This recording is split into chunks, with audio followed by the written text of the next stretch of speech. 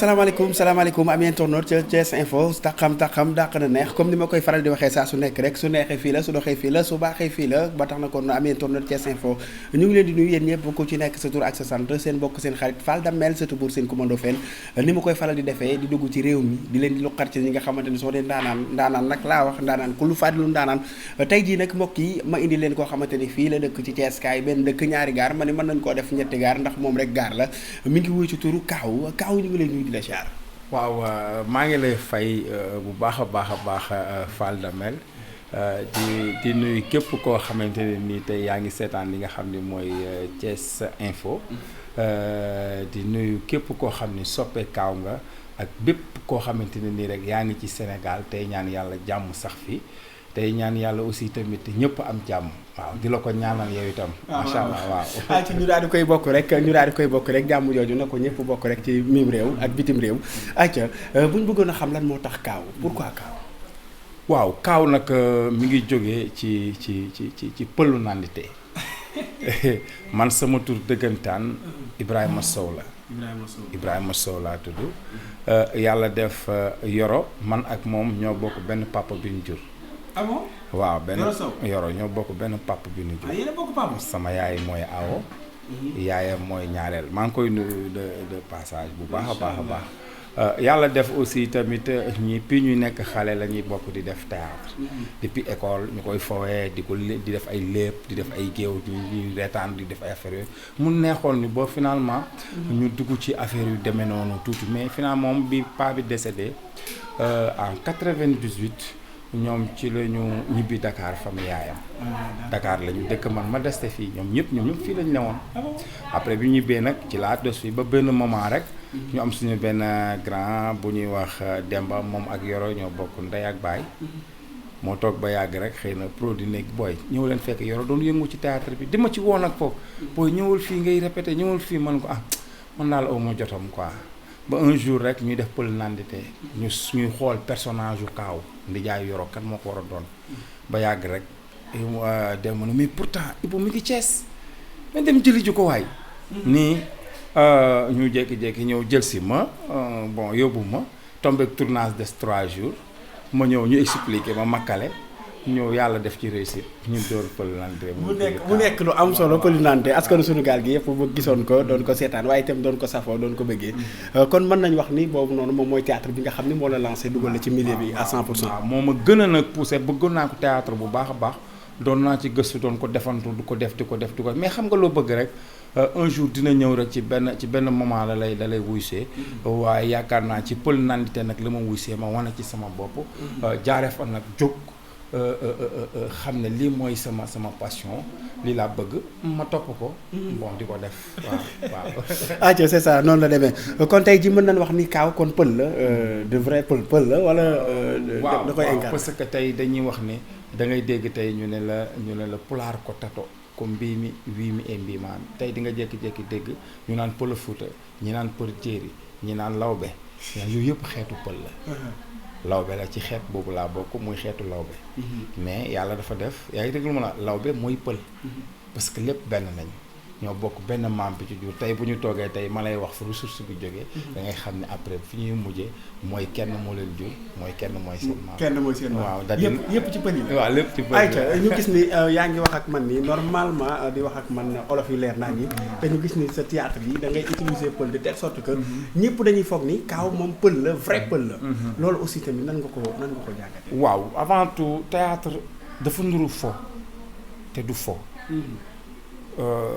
kantaaka Kaaw bi olof bi li lépp ay personnage la looy incarné la parce que tey dañ ne la un personnage qui peut s'accommoder de multiples rôles en restant lui-même un personnage qui est vivant et détaché à la fois maanaam tey bu fekkee dem nga ci ay formation def tuuti di nga xam ni yow même bu dul dara sax dangaa war a varier sa bopp da nga war a nekk koo xamante ni tey bu ñu nee Kaaw dafa war a nekk Fall Damel dafa war a joxe Fall Damel parce que loolu lañ la laaj xam nga mooy li may wax toujours gars yi nañu gën a jàng théâtre parce que du ay fo du ay fo quoi Kaaw bu ma koy def damay dugg si pour personnage yu Kaaw parce que dama ci dugg ba jeex tàkk du ma ci bëgg a desal dara moo tax su ma koy joué ba pare amaana ñu bari dañuy defee ne man paalaa parce que su ma ciy dugg. waaw surtout ça ak ni nga ñëwee tey jii def benn body nii ah def beer jantal mel nii. waaw est-ce que kii kaaw la. waaw est-ce que du rakkam. non nax naa ci ñu bari nax naa ci ñu bari dama daan yéeg spectacle. yéeg jouer rôle lu kaaw jouer ba pare bu ma paree su ma déshabillé woo solaat sama yére su ma génnee dama lay romb ba sori la kenn moo may xàmmee ci mbooloo mi. ni pourtant moom la. ñu door a daw dab la et te yaakaar naa ne c'est très important que nit ki loolu moo may wan ne ma man maa ngi changer sama peau de personnage. maa ngi dugg maa ngi incarner loo xam ne su ma ci paree damay gis ne kon li ma incarner li ma doon jaay ci incarnation bi jar na quoi. waaw jar na moom mooy li may wax que ne artiste du yem ci benn kii rek. tey damay dugal sama bopp damay toog di travailler séeréer. damay toog di travailler li nga xamante ne ni tey mooy njaago. damay travailler li nga xam mooy bawal ba surtout bawal. waaw dama koy travailler bu baax damay liggéey ci cause yooyu parce que tey ëllëg si biir war nga mën a joxe sa bopp ci multifacette. affaire bawal yeeg séeréer yeeg yooyu am na loo ci jotoo kii. waaw non xam nga maanaam liñ ci liggéey rek mooy de accent yi la ñuy soxla rek. accent yi la ñuy soxla ba buñ ci tegoo rek da ngay gis ne kii séeréer mooy wax ak yow. léegi ñëwal ñu xool. yaa ngi dégg lu ma la wax non xam nga man Fall Damel. li may bugg nga xam ko dég mooy ma ñàkk suma ndey gis nga pul yi ngay gis jaruñu dara ci dég bi ndax dañu sonal trop pël bi na ko man duma la wax dara parce que yow sama gàmm yow jaruloo dara doo yappa doo jënte yéet moo la tane waaw maanaam tey bari na ay variation voilà très bien parce que da nga koy liggéey du looy xëy rek di ko wax da ngay toog di tëju des fois di ko def des fois nga nekk en répétition di ko def xam nga di incarner sa bopp di ko incarner ba yëg ne yaa ngi sur le pot du personnage. non si vraiment yaa ngi ci à 100% ba yëg ko yaa ngi ci vraiment parce que bari na ñoo xamante ni ñu ngi lay seetaan ba ci kumbis bi nga xamante ni yoro yaa fi nekkoon di jaay foog naa foofu tamit nga joué fa loo xam ni muy bëlu nante ba tey rek kumbis waaw le deux la ak chef de quartier bi aussi waaw chef de quartier boobu maa ngi ci joué Malaw chef de quartier maa ngi ci joué Malaw kurug law ba goo xam ne yaa ngi dégg lu ma la wax wéruma waaw moo tax ma joué ci voix naturelle waaw sa waay di ma tooñe loolu naan ma boo waxul damay wax de ba doola la xam nga waaw sérieux du nitu dara quoi wax dëgg yàlla loolu daf may neex tamit joué naa bi nga xamante ne nii mooy film bi nga xam ne macha allah bëgguma ko sax di wax ndax film bi dañ ko joué ba pare Sénégal yëpp dal ci suñu kaw mooy bi Yoro di violé doom ji. waaw mu nekkoon axiru zaman. waaw très bien mu nekkoon film bu doy waar boobu booy seet maa ngi ci joué benn rôle bu ñuy wax Demba. maa ngi ci incarné comme di laa ci joué. waaw di ci ànd doxaan ku ñuy wax koddu. bon mu bañ parce que kooku dañ ko violoon état bi ñu nekk xale mu jaare fa bañ góor. ok je crois de yaakaar naa ne yaa ngi bàyyi xel loolu. te loolu li waral ñu joué loolu mooy dañu toog benn gel ñëw fekk ñu en répétition plein répétition di ñu expliquer benn histoire bu am ba muy jooy ci ni ko papaam doon def comprendre nga ne papaam moo ko doon def bi mu ñëwee Yoro woo ma ne ma mais déglul femme bi li muy wax gel bi di ñu expliquer di wax naan nii la ko papaam di def nii la ko papaam di def affaire bi touché ñu quoi mu fekkoon ñu doon répéter pël kumbis bii la dëy bi d'accord ma ne booy naa ma ne ko nañu aj la deux te joué bii dinañu blessé nag mais dina tax képp kuy def li bàyyi ko parce que gars yi ñu ngi koy wax mais nañ ko joué ñun en tant que ñu encaissé saaga yi maa ngi ci nuyu Pape Demba bu daaray Kocc le grand keroog jour bi mu ñëwee xool ñu ñuy fiile ñu pare mu xool produit bi dafa ni booy produit bi bis buñ leen saagaa rek jàppale ne réussir na dëgg yàlla mën nañu c'est très important waaw moo tax c'est ça quoi su may gis sama bopp ci yenn po personnage yi daf may neex macha allah ayca tey ci bu ñu dikkee ci li nga xam ni ci nga nekk di art bi doo ñàkk nga des fois nga jànkonte ci ak ay jafe-jafe tey jii boo ñu doon wax jafe-jafe boo ci jànkonteel wala lu la metti loolu ba saa soo ko xalaatee da ngay dem sax ba bëgg a bàyyi lan lay doon waaw bari na Fall mais xam nga loo bëgg rek da ngay dem ba dootoo gis sax mettit ba waaw loo bëgg moom mel noonu ndax art bi kuy ne ci art rek tey damay wax milieu showbiz ñun ñëpp a ci nekk tey bu ma ko waxee bàyyiwuma la bàyyiwuma tey sama caméraman bi bàyyiwuma kenn damay wax milieu showbiz ku ne xam na ne lu ne nga ciy dégg pour nga stable lu ne nga ciy dégg avant nga ciy toog fi nga war a toog lu ne nga ciy dégg di nga ci jànkoonteeg lu ne di nga toog sax dem dikk ñëw doo lekk sax doo am loo lekk nga ñëw tëdd naan ndox tëdd da ngay nekk ak boo nekk ak sa surtout nga nekk ak jigéen boo xam ne xëy na su du la comprendre ci niveau bi ngay doxee xamul li nga bëgg lan la toujours muy jur ay problème encore seen diggante bon li ci nekk bari na en tout cas li may wax mooy suñu autorités yi damay lancer waat appel que ne ñàkku ñoo gëm suñu bopp ñun ñëpp dañu gëm suñu bopp di def mais da di réew boo ci nekkee aussi tamit dañuy wax ñu gën a dimbali ñi nga xam ne waaw jàppale ñi nga xam ne artistes yi franchement sans culture réew du développé du dem waaw loolu bëgg naa nit ñi xam ko bu baax a baax te mu nekk loo xamante ne nii nag gars yi ñu ngi jànkoonte ak ay affaires yu am solo te tey da ngay gis yeneen réew yi ni ñu favoriser tey boo demoon tey les artistes tey boo demoon tey Nigéria da ngay gis benn acteur boo xamante ne nii day def benn produit lay def benn film day def bu extraordinaire léegi nga gis gars yi jël ko luyel ko benn salle ministres yi ñëpp ñëw ñu defal ko benn événement boo xam ne fa lay jaare am ay centaines de millions waaw mais ba loolu jaaxaloo la ñu ñëw ci buzzu Sénégal dañuy gis ni benn kii ngay génn rek mu cartonné ñëpp di ko seetaan nga téye buzz bu keneen génnee yow nga wàcc keneen yeeg keneen waaw mais xam nga loolu c'est jaaxal ndeysaan Fall laaj nga ma lu am solo laaj nga ma loo xam dama ciy sawar sax tontu ci quoi xam nga loolu la ñuy wax toujours succès ak talent dañuy ànd rek mais bokkuñu yoon d'accord succès mooy ki nga xam ni day jekki-jekki rek ñu woo ko ne ko pourtant xale bi rafet naa wala jantal nga ñu jël ko dugal ko ci benn pièce def ko acteur ou actrice principale film bi ñëw sénégalais yi bëgg ko loolu change la mu cartonné film bi cartonné yaa ngi dégg lu ma la wax mu jaare fa teg boppam foo xamante ne nii leer na ma ni boo ko doon wax lan mooy théâtre du la ko wax surtout ça lan mooy artiste en tant que artiste naka la war a doxe du la ko wax tey boo ko jëloon tey teg ko sur chaîne ni ko defal ma du xam fan lay taxaw du la wax lan mooy cour du la wax lan mooy jardin voilà surtout ça côté cour côté jardin duñ ko wax comprendre ma la duñ la wax fan la ñuy taxaw et kon kooku succès la àndal def na loo xam ne sénégalais yi bëgg nañ ko àdduna bëgg nañ ko mu ngi yore succès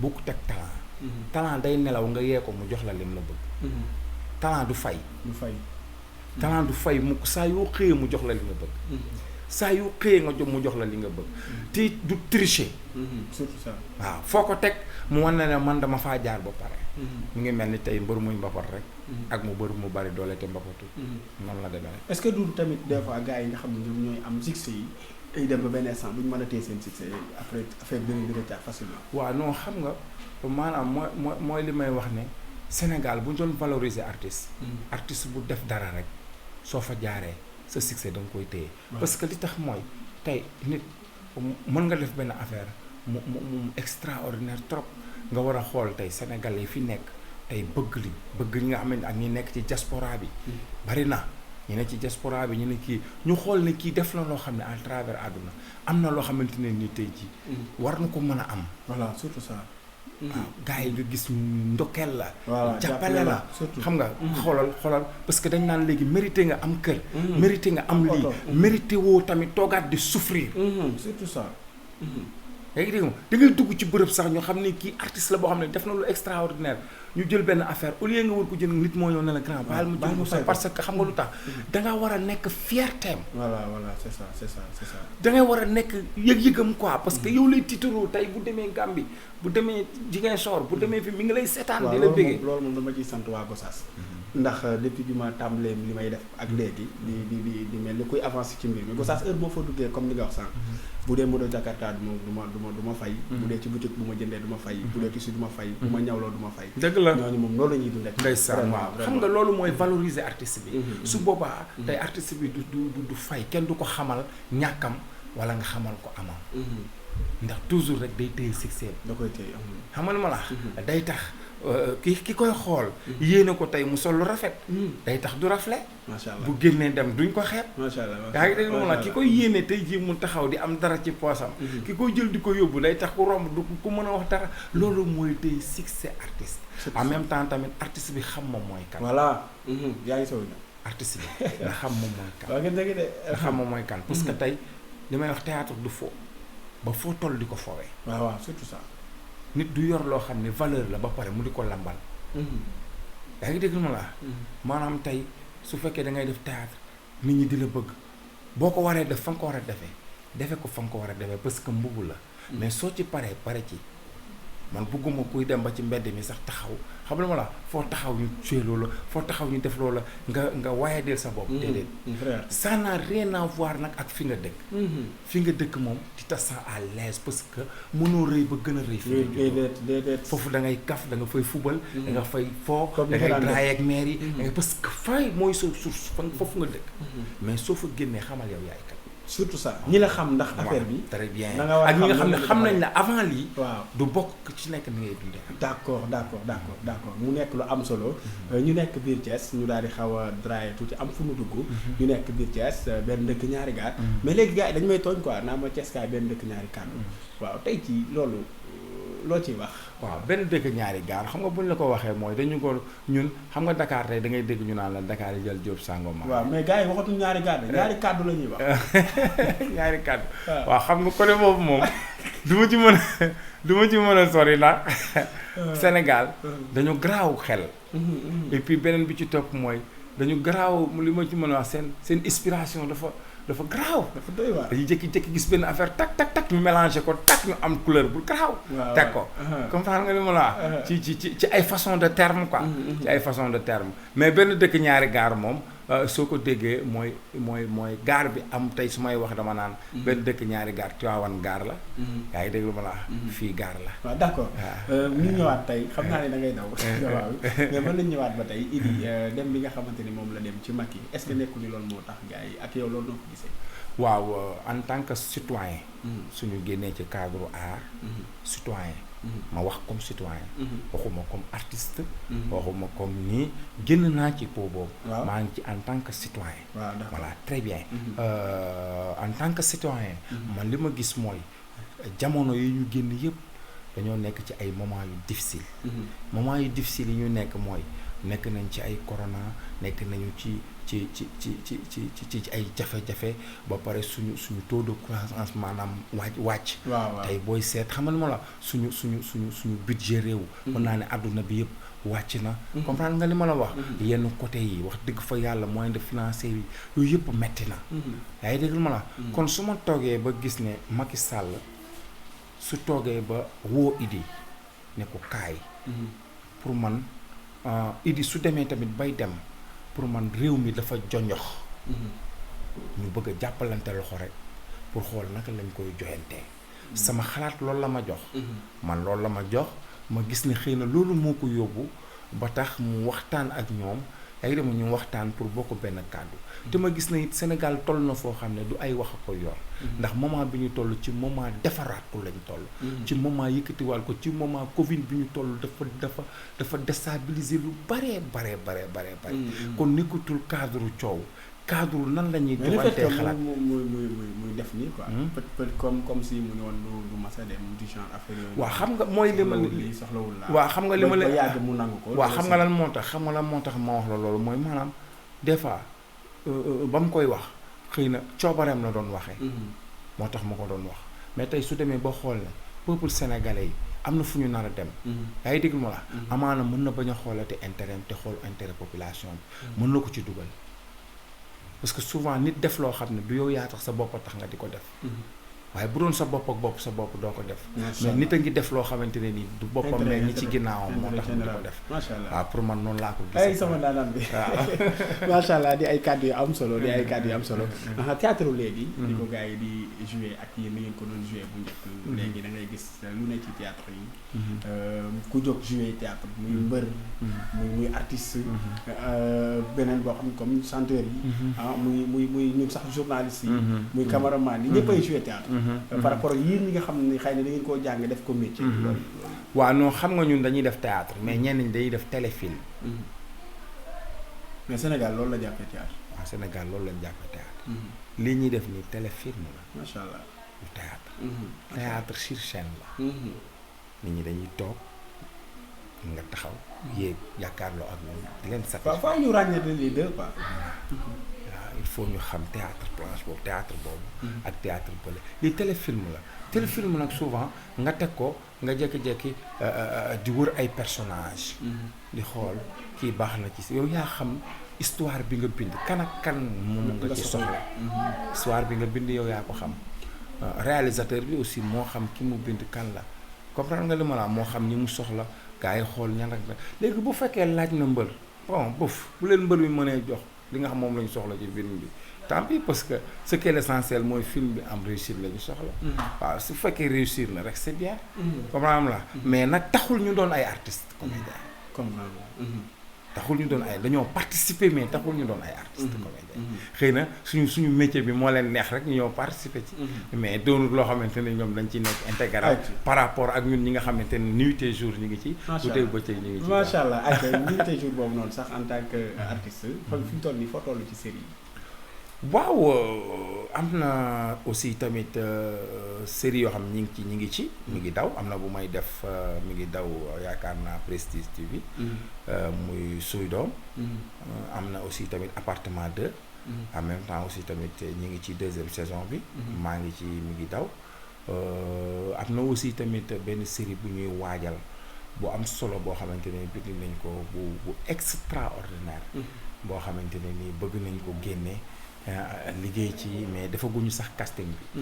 ñoo ngi waajal casting bi pour fas yéene ko def. macha allah waaw mu nekk nag série bu extraordinaire dañuy gis Kaaw ci beneen facette. waaw dañuy gis Kaaw ci beneen facette. indil leen nag li nga xam ne mooy pure sénégalaise. waaw pure sénégalaise indil leen série bi nga xam ne kañuwuma ko waaye. dañuy wax naan parfum ay làmmiñ du ko jaay ay bakkan koy. la mais boobu série du yomb maa ngi ci biir non yaa ngi ci biir Fall. yaa ngi ci biir Fall yaa ngi ci biir. ayca waaw fi ñu toll nii tembe sa diggante ak Yoro. ok très bien ngeen di jouer léegi bareetul. lu waral loolu. non dara parce que liggéey mooy laaj loolu. des fois da ngay gis nit mu nekk ci équipe bi ba yàgg. mel ni kenn ku ci nekk ci yéen moo taal morom ma. waaw. parce que ñoo àndandoo woon di dem yàlla di def ñu def pël nante yàlla may ñu succès ñu dem def gox bi mooy siñoo baa bi yàlla may ñu ci succès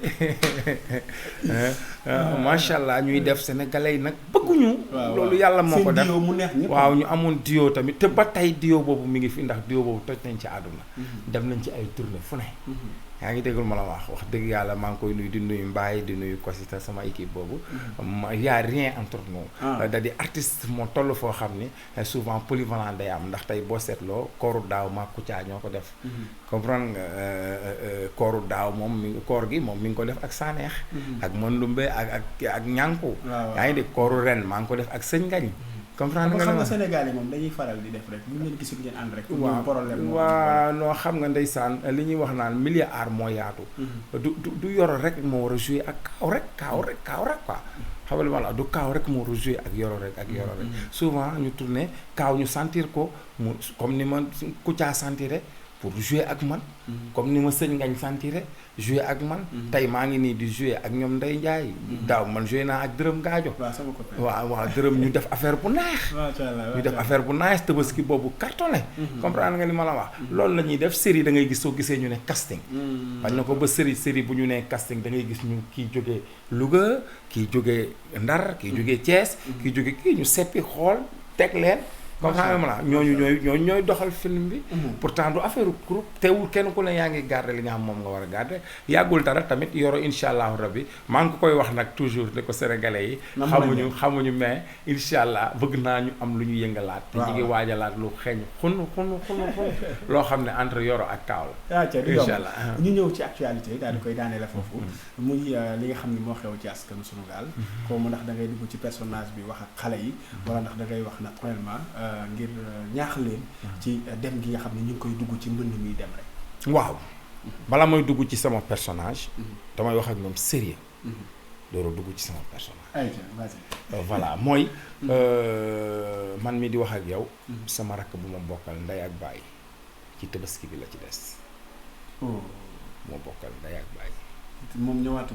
déedéet. ay c'est moom ci ñu dem kon man yëg naa loolu. oh. man xam naa loolu.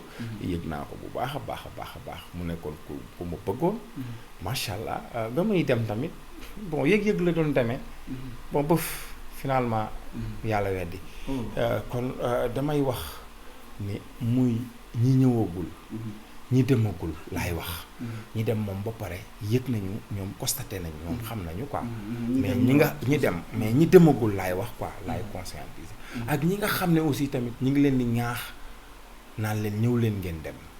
ñooñu ñi ngi blessé quoi te xamuñu. ak ñuy wax ci rajo bi diw àgg na am na nombre bu àgg. xam nga am na nangam. te même léegi sax Espagne ñi ngi commencé rapatrier waat ñi nga xam ne ñoo jotoon a àgg. ñu ngi leen di dajale. pour indi leen. xam nga.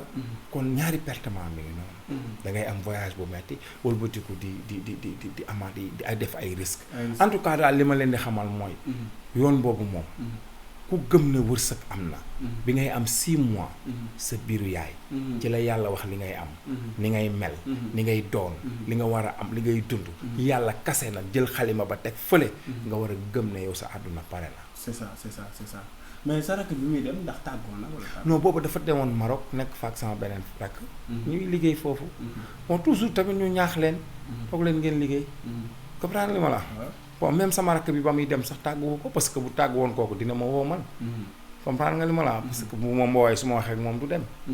mais dafa jékki-jékki ne ko ma ñëw damay dem Tanger. dem voilà ndeke moom tëgg na yoonam. booba xëy na yoon wa tamit loolu la ci yàlla nam. comprendre nga mu dem def yàlla na ko yàlla yërëm. am di Moustapha maa ngi koy ziar taalibe Sëñ Abdou Karim boobu. wax dëgg fa yàlla. waaw loolu rek laa leen di ñaax ne leen bu leen topp yoon bi.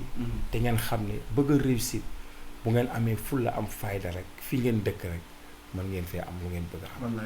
nañu góorgóorlu te xam ne yàlla yaana. ku war a dem ala kulli xaal mën ngaa dem ci ay papier yu légal. te doo sonn. wallaahi ku yàlla war a yóbbu waaw di nga dem incha allah rabbi moo gën ngeen di dem ci risque yoo xam ne seen yaay yi ngeen bàyyi leen ak problème. bàyyi kook seen waajur yi. franchement loolu métti na quoi métti na trop métti na trop. moo tax ma leen di wax man li ma leen wax rek. mbonni mi moom. ku ko topp ku ci nekk. sa poche dina bund nga ànd ak moom dugg biir taati géej rek ngay dem. ndax xanaa xamoo. ndox bi ngay gis nii. ku ci def pundung yow yaay raw bul xam nga bul. bul yi kale yi di fowe. taati géej rek ngay dem. direct amul bànkaas. da ngay jàpp ci say nopp ba mu dagg. nga yuuxutoo gis ko la dimbali. lan moo ko jar. nga yàq sa xaalis. rey sa bopp si yoon bi. wéetal sa njaboot. dem nekk ci guddi gu bët setagul. doy na waar. ñaan naa leen fi sabilillahi. mënuma comédie ci yéen. parce que. voilà ni mu demee la mënuma comédie ci yéen quoi. franchement. waaw mais bàyyi leen loolu daal. toog leen gars yi toog leen quoi gars yi toog leen nañ toog quoi. waaw lan ngay tàggoo askan sunu gaal sa fans yi ñi la bëgg ñi lay bëggee. ok waaw wax dëgg fa yàlla. maa ngi leen di sant di leen gërëm. di wax ni maa ngi nuyu ñëpp. macha allah di wax képp koo xamante ni yaa ngi may bëggee rek. maa ngi lay nuyu ak ñi ma bëggewul ak man ñëpp man dama naan sax ko ma noonu. non loolu laay wax waaw wax dëgg yàlla loolu laay wax. di wax ni aussi tamit maa ngi nuyu yow mi nga xam ne yaa ma invité Fall. wax dëgg yàlla nit ku baax nga yow it. depuis ñu xamante ba tey. noppi woo di jël sa téléphone di ma woo. waaw maa ngi nuyu tamit suñu caméraman bi. macha allah Assane. waaw moom itam macha allah jàkkaarloog man rek di ma cadré di ko teg ci yoon. waaw di nuyu ki nga xamante ne ni mooy DG nag ki nga xam ne moom mooy. waaw Sey Latir di sama grand frère di ku baax aussi tamit. waaw ma koy nuyu di wax ni Thiès Info moom gars yàgg nañu gis liggéeyam. yàlla na yàlla def mu yàgg a jëm ci kanam bi jaahi Nabil Moustapha. yàlla mën na ko maa ngi ñaanal askanu sunu gaal yëpp yàlla na ñëpp am jàmm. jërëjëf waaw fans yi nañ leen xaar am na lu bees tàq luy waaj yi ñëw. loolu moom man maa leen ko promettre. man Kaaw maa ngi waajal yu xeeñ xunn te te day ñëw léegi yàggatul. incha allah voilà. am na solo am na solo ñu koy jaajëfal bu baax a baax waaye itam delluwaat di kontaan ci moom bu baax a baax Kaaw ndeysaan xol borom xol bu rafet bi borom xolu jamaa bi laa ko dippee mu nekk koo xamante ni ndaanaan ku li fadulu ndaanaan la yàgg a toj Sénégal te ba ndégé ne muy toj Sénégal fa séene dikkaat gën a tojoti Sénégal ba tax na kon mbokk yi nañu xaar bu baax a baax li nga xam ne moom lay waajal war ko tojee Sénégal ba tax na kon dina neex dina yëngu te loolaa itam du yomb ci naka noonu rek laay biggee bu baax a baax borom mercerie 17 avril maa ngi koy nuyu bu baax a baax yéen moom nee naa leen samay nit ngeen samay partenaire ngeen ba tax na kon lépp lu ngeen def lu nice lay doon mercerie 17 avril biggee naa leen bu baax a baax jox leen seen wàccuwaay Fa Fashion Shop ma koy nuyu bu baax a baax waaye itam di ko jox wàccuwaayam di ko kontaane Touba Loum du ma la fàttee ci bopp bi saa su ma tàkkee ba yàqu bay niroog loola moo ma ba tax na kon maa ngi koy liggéey bu baax a baax Fall Ndaw Couture moo jaar fii ci bile verte nee naa ko sànq gars yi dañuy jël rek di ñëw di ma jox ba tax na kon Fall Ndaw Couture maa ngi lay liggéey bu baax a baax waaye itam di la jox sa wàccuwaay sama yaay Kolla Diop monsieur Mamar Diop itam maa ngi koy nuyu Mamour Fall Ndeye Fall du ma leen fàtte Cheikh Fall Talla Fall Ibra Fall maa ngi leen di nuyu bu baax a baax waaye itam di leen jox seen wàccuwaay di leen kontaane